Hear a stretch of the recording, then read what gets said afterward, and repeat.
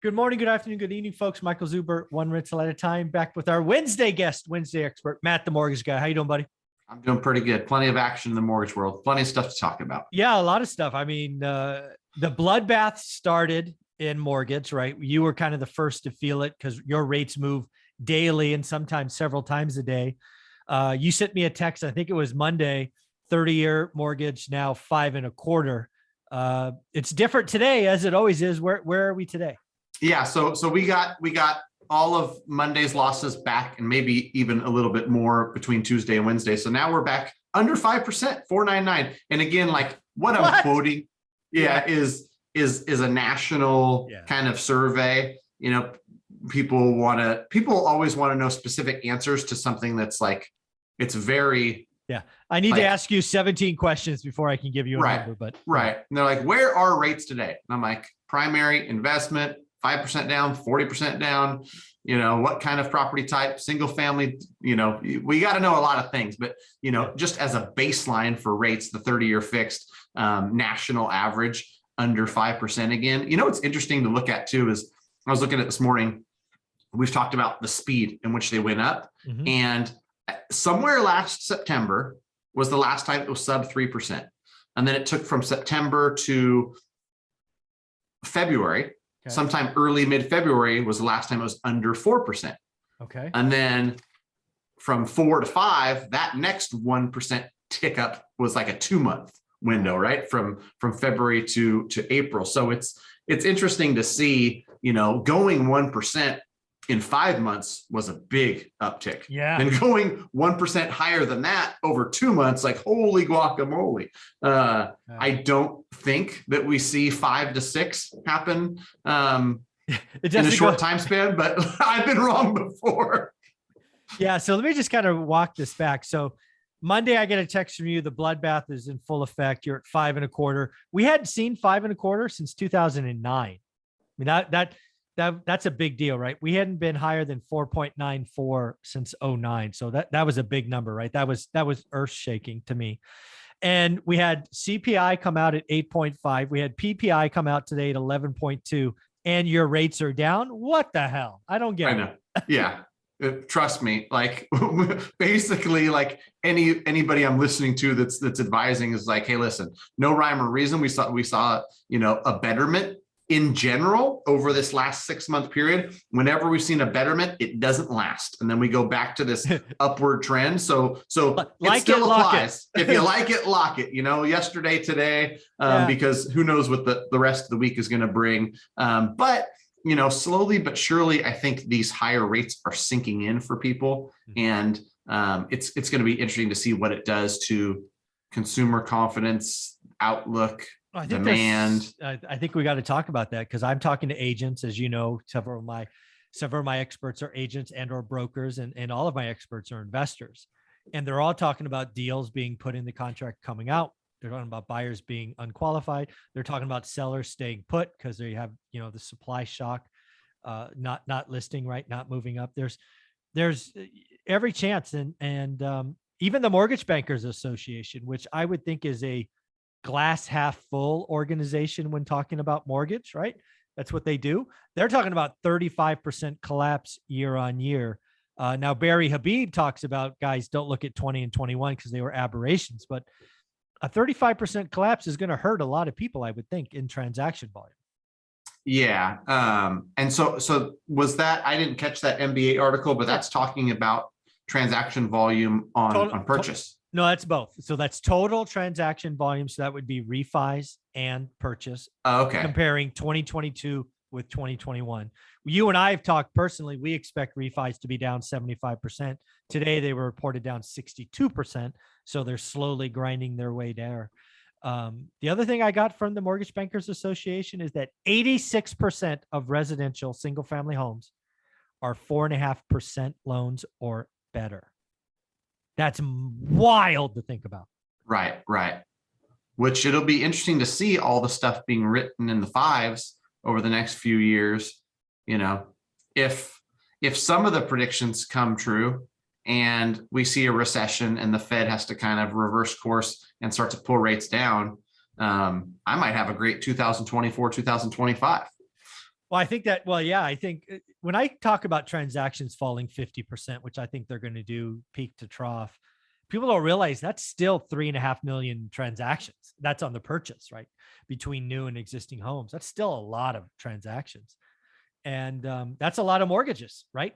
Right. And that's something, yeah, for anybody who's in the mortgage industry, one, the people that were refinance heavy have to either learn and adapt how to do purchase or die, because that stuff's down 62 today. And me and that it's only not done. getting worse. Right. But if you look at the 2.6 trillion that's projected in 2022, if you strip out 20 and 21, like that's going to be the best year in the last decade, right? I think 2019, which a lot of people like to compare because it's like a non-COVID year, it's the last normal year to compare, was something like, God, what was it? It was 1 point something. It wasn't even 2 trillion. And so, 2019 was 2.3, but still. Basically we're going to trend. That's what I'm seeing across the board, right? We're going to trend in mortgage. And really 20 and 21 was just, it was the Federal Reserve broke housing. They broke housing. They kept rates too low for too long, and they broke. Housing is going to be broken for years to come. And what I mean by broken is the normal transaction, the normal, hey, people stay in their homes 5 to 8 years. That cycle is broken, right? People are going to make their home better, right? They're going to go get a home equity loan to add a master suite or a pool or or add a second story. Very few people are going to take a 2.7 mortgage and go get a 6% mortgage. It just doesn't make financial sense. I did the math the other day on a like for like refi, and the payment's up 180%. It's like, why would you do that? Right. And yeah, to your point, like to sell and move up, the numbers do not pencil. I talk to people every single day. I literally talked to somebody at the gym yesterday. I just happened to have a Matt, the mortgage guy shirt on. So we start talking mortgage and real estate. And he's talking about his 2.75 interest rate and basically saying, I can't leave. Yeah. Right. Frozen. Like, yeah. Housing is broken. Frozen tundra. Winter is here, whatever you want to call it. Yeah. But, again, we just talked about there's still going to be a $2 trillion worth of mortgages done. Most of that's on purchase. So I got to ask. I'm almost afraid to ask. No, I am afraid to ask. Are adjustable rate mortgages coming back? Yes. No, they're coming back in a responsible way. Come on. Responsible way, my ass. You full of shit. Adjustable rate mortgages. Come on. You can join everybody on YouTube and just beat me up, right? For being a shill of the. I'll listen, but you're wrong, but I'll listen. Go ahead. They still make up such a small percent of the originations, okay. but right. for good. some people who are, being strategic about it and saying, if I'm 1% lower on a 7-year ARM and I plan to be here 5 years, or I know what my exit plan is 5 to 7 years from now, this is going to save me $500, $700, $1,000 a month, then they're choosing that ARM. And, from a qualification perspective, it's harder to qualify, not easier. A lot of people think that like, good. Oh, hey, he's going to get a 4.25% versus a 5% or a 5.25%. He's doing that so he can qualify because the payment's less. No, he's qualifying on not just the rate that he'd get on a 30-year, but the rate that this thing could adjust to. Okay. Right? That's okay. I'll give you that. That's an improvement because, as you know, that wasn't what happened with ARMs back in the day. Yeah, right. And so the few of these that are being done, they're being done, at least from my lens and the people that I'm talking to, financially responsible, financially sophisticated folks. These aren't being peddled on a first-time home buyer, and your payment's going to be $1,400 and then adjust to $2,800 because you're right. That's what happened in 2005, 6, 7 was, oh my gosh, I can afford this house. The payment's $1,400. It is because for 2 years. Here's the problem. Again, sometimes you get a scar and you never forget. And maybe this is one I'll just never forget. Adjustable rate mortgages in 2004 came out with all the good intentions. Same kind of deal. Then they got exotic. Then they went Alta. Then they went subprime. And then you were doing these freaking teaser loans, which were not worth, they were just, should have been criminal to write. So again, it all starts here. So if they stay there, you're okay. The thing I'm really nervous to ask, and I'm going to ask it this way on purpose, have adjustable rate volume gone up 100% in your mind? You know, what's funny is I saw an article this morning about adjustable rate mortgages, like the demand going up.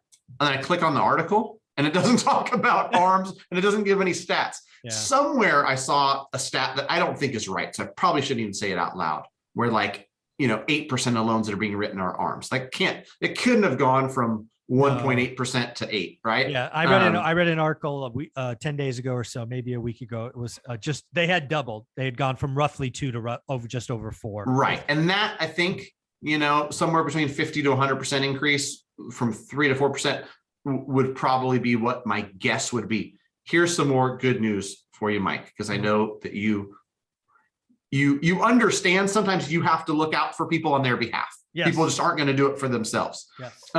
There's a mortgage credit availability index, which basically like how hard is it to get a loan? Mm-hmm. You realize that that's like 50 points below where it was pre-COVID.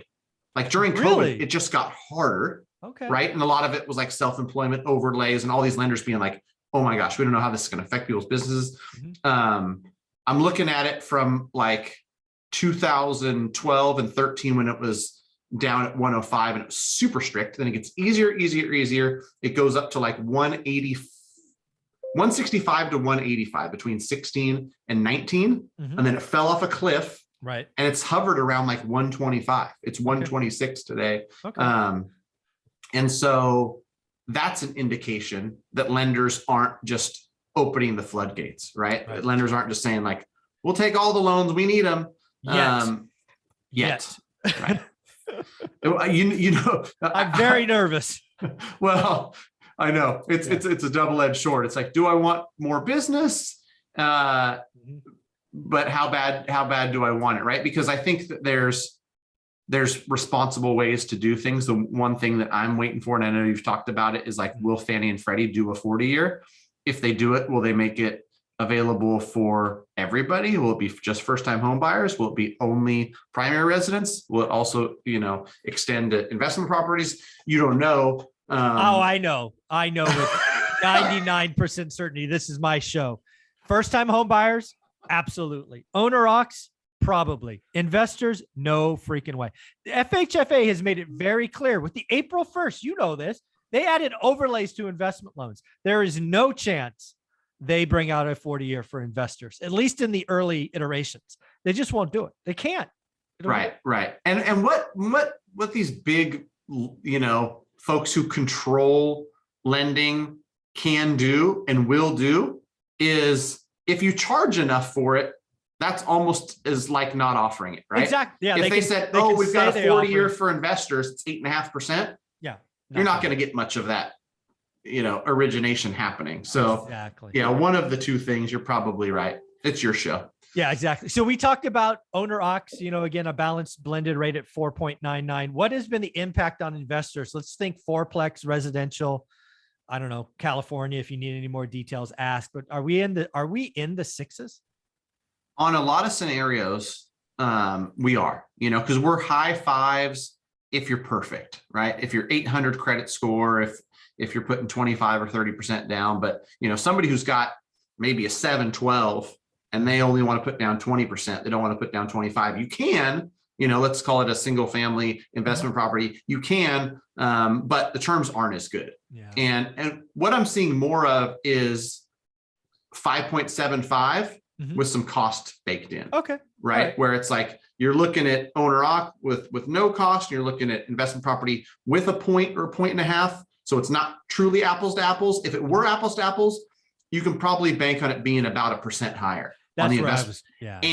And with that, since everything kind of moves together, if you want to kind of just talk rough numbers, owner-occ 5-ish, investment property 6-ish, non-QM stuff 7-ish. Absolutely. Because I just did a scenario for a guy who's, non-QM, wants to close it in LLC, and, wants, some of the caveats that can go with non-QM, and we're 7 and 8. on his scenario.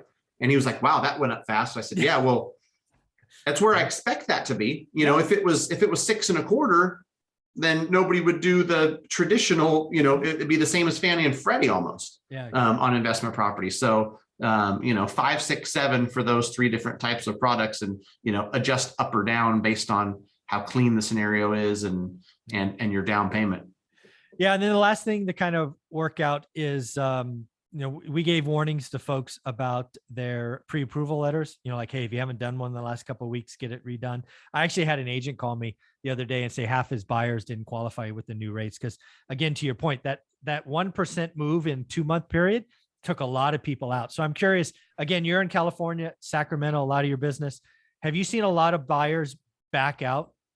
Yeah. And it's interesting because they won't necessarily say it, right? But then like, they're not returning calls. They kind of put their head under the covers, right? And I think some of them are out and they don't even know it yet, right? Like they've kind of like, no, they're not going to listen to the fact that they don't qualify. The conversations I am having are good ones. Hey, listen, I still want to buy. I understand that rates have gone up. I know that like I might not qualify for 550 anymore. It might be 520.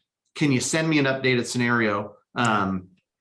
And truth be told, we're doing a ton of outreach to have that conversation. I'm telling everybody on my team, like, it's not fun. Rates are higher, your payments more, you qualify for less. Want to jump on a call? How do you like me today?